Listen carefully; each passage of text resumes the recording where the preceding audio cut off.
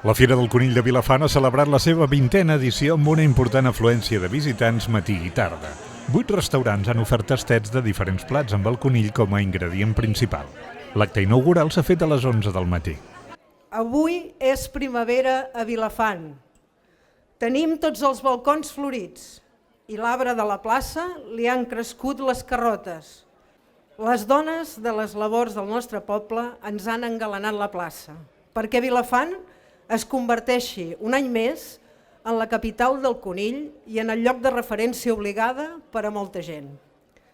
Si una cosa té aquesta fira és que any rere any ens fa creure en les nostres possibilitats i ens ajuda a potenciar l'autoestima local.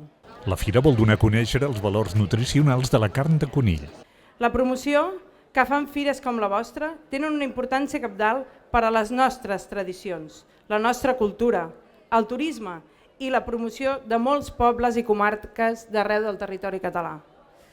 Però ho és també i molt per la competitivitat i la promoció que reporta a molts dels sectors productius, com en aquest cas el del conill. Des de les 11 del matí s'han pogut fer les degustacions comprant un tiquet de 5 euros. Ha estat de 12 a 2 quan la fira ha lluït el seu millor aspecte. Aquest esdeveniment gastronòmic és molt més que això i es complementa amb una extensa fira d'artesania, jocs, tallers i exposicions com aquesta de la Borsa a l'Església.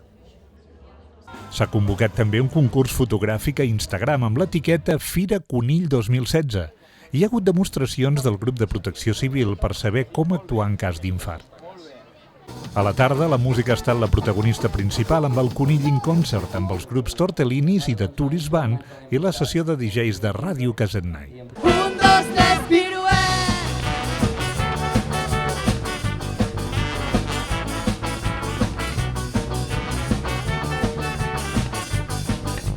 1, 2, 3, piruet!